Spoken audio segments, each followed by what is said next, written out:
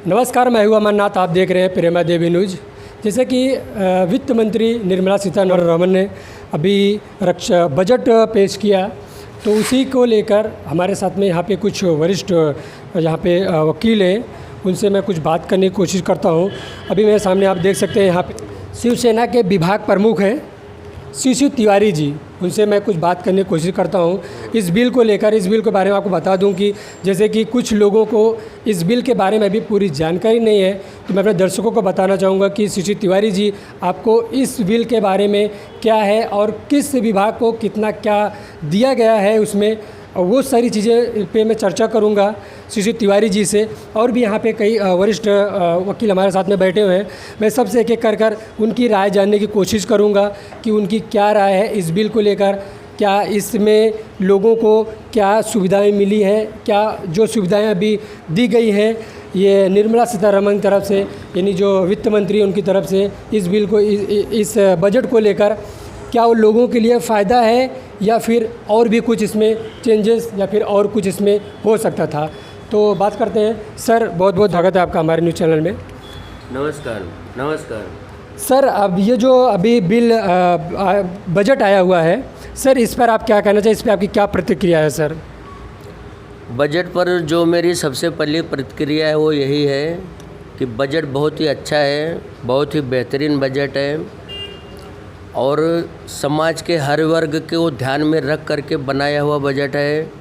देश आगे बढ़ेगा, हर एक राज्य आगे बढ़ेंगे और जो उसमें सबसे हाईलाइटेड पॉइंट है, सब लोग जान रहे हैं कि मध्यम वर्गीय परिवारों को बहुत बड़ी राहत देते हुए जिन लोगों का इनकम साल भर में 12 लाख रुपए तक है, उन लोगों को कोई टैक्स नहीं देना होगा। तो मैं इस बजट का स्वागत करता हूं और मेरी पार्टी शिवसेना धनुष बाण का विभाग प्रमुख होने के नाते से मैं मेरी पार्टी के तरफ से और मेरे तरफ से केंद्र सरकार को, वित्त मंत्री सीतारमण जी को और देश के प्रधानमंत्री नरेंद्र मोदी जी को बहुत धन्यवाद कहता हूं कि उन्होंने इतना अच्छा बजट पेश किया है 1 फरवरी को। जी सर, ये महाराष्ट्र के लिए इस बजट में क्या है, महाराष्ट्र के लिए सर इसके बारे में कुछ बताएंगे सर? ऐसा देखो, बजट जो केंद्र सरकार का रहता है उसमें हर एक राज्य के लिए कुछ न कुछ रहता है। स्पेसिफिकली ऐसा नहीं बोला जा सकता कि इस राज्य के लिए ये है, उस राज्य के लिए वो है। जो भी ज़रूरत की चीज़ें होती हैं वो सारा एक उसका जो पहले से स्टडी किया जाता है और उस स्टडी के आधार पर कि किस क्षेत्र में किस राज्य को क्या चीज़ की ज़्यादा ज़रूरत है, उसके हिसाब से वो प्रस्तावित होता है। मान लो अगर किसी राज्य में किसी दूसरी पार्टी की भी सरकार है तो भी इसमें ऐसा नहीं देखा जा सकता कि वो वहाँ पर किसी और पार्टी की सरकार है तो उसको अलग तरीके से देखो। नहीं, केंद्र सरकार भेदभाव करके चल नहीं सकती। वो इसलिए कि जो हमारा फेडरल सिस्टम है हमारे देश का, उसमें हर एक राज्य की तरक्की ज़रूरी है। तो जैसा जहाँ पर दिखाई पड़ जाता है कि किसको किस क्षेत्र में क्या दिया जाना चाहिए, उस क्षेत्र में वैसा उसको दिया जाता है। जी, अभी जो है सर कि कुछ विपक्ष की तरफ से इल्ज़ाम सर लगाया जा रहा है कि बिहार में इस बजट में बिहार को कई ज़्यादा मतलब बहुत सारी सुविधाएं दी गई, बहुत सारा बजट दिया गया, काफ़ी हाई बजट दिया गया है बिहार को। वहीं सर महाराष्ट्र कांग्रेस पार्टी के मेन लीडर नाना पटोले जी ने कहा है कि महाराष्ट्र को इस बिल में मतलब इस बजट में इग्नोर किया गया है सर। तो क्या ऐसा है कि वहाँ पे चुनाव है इसलिए बिहार में ज़्यादा दिया गया और महाराष्ट्र को इग्नोर किया गया है सर, ऐसा कुछ है? देखो, ऐसा है कि वो विपक्षी पार्टी के नेता हैं, महाराष्ट्र कमेटी के अध्यक्ष भी रह चुके हैं, तो उनसे ये उम्मीद करना या किसी भी विपक्षी पार्टी और विरोधी से उम्मीद करना कि वो बजट की तारीफ़ करेंगे, ये बिल्कुल उचित नहीं होगा। तो उनको विरोधी और विपक्षी दल के तौर पर जो एक रटी रटाई लाइन है वो बोलना ही रहता है और वो बोल रहे हैं। जी सर, अभी रक्षा बजट को लेकर इस बजट में काफ़ी अच्छा सुविधाएं मतलब काफ़ी अच्छा दिया गया है प्रावधान। उसको लेकर सर ये रक्षा बजट को लेकर सर पाकिस्तान तक चर्चा हो रही है सर, इस पर क्या कहना चाहेंगे सर? देखो, देश में 2 तरीके से सुरक्षा की ज़रूरत होती है, एक आंतरिक सुरक्षा की और एक सीमा सुरक्षा की। तो सुरक्षा पर बजट जितना भी किया जाए या जितना भी लाया जाए, वो एक तरीके से कम ही है, क्योंकि वो बहुत बड़ा हमारे देश का सेक्टर है और उसको बहुत विशेष ध्यान देने की ज़रूरत होती है, क्योंकि सुरक्षा जो है वो प्राइम इम्पोर्टेंस होती है किसी भी गवर्नमेंट की। तो जो भी बजट गवर्नमेंट ने इसमें पास किया होगा या जो भी एलोकेशन अमाउंट का किया होगा वो एकदम ठीक ही है, उसमें कुछ गलत नहीं समझता मैं।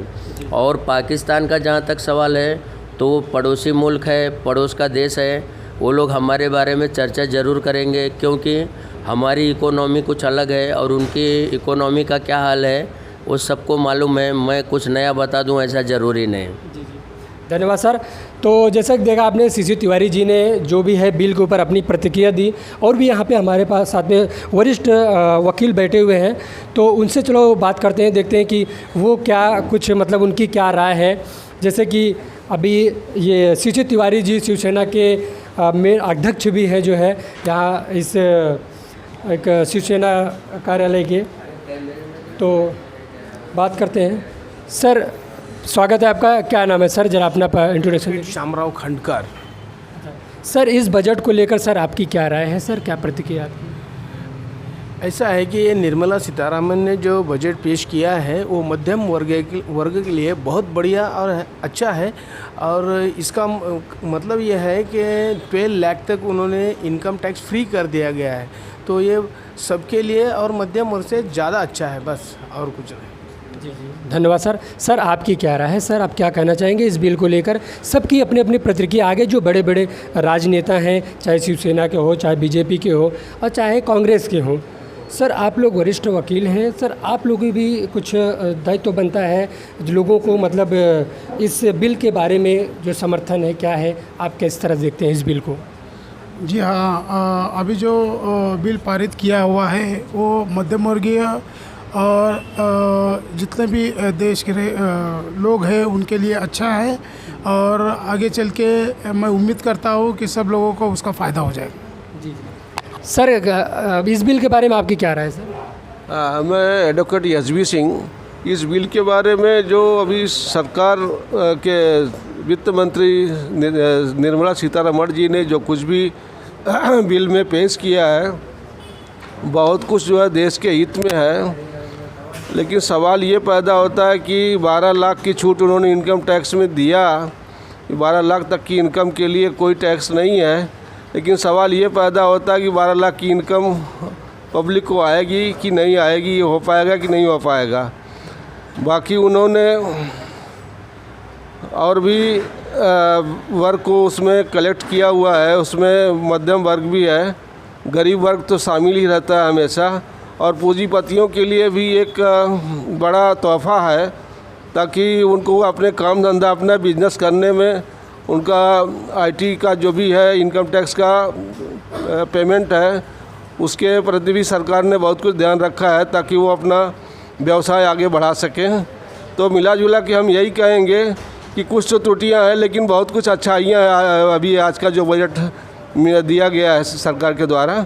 हाँ, और बाकी अगर उसमें कुछ सुधार कर सकें तो अच्छी बात है।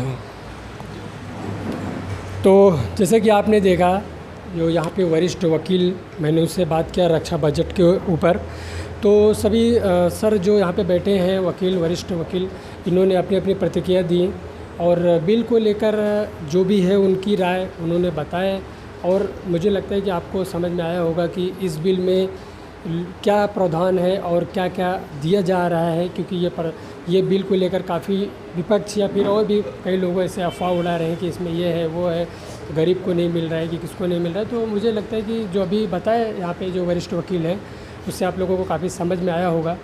तो दोस्तों इस वीडियो में इतना ही, मिलते हैं अगली एक नई वीडियो में।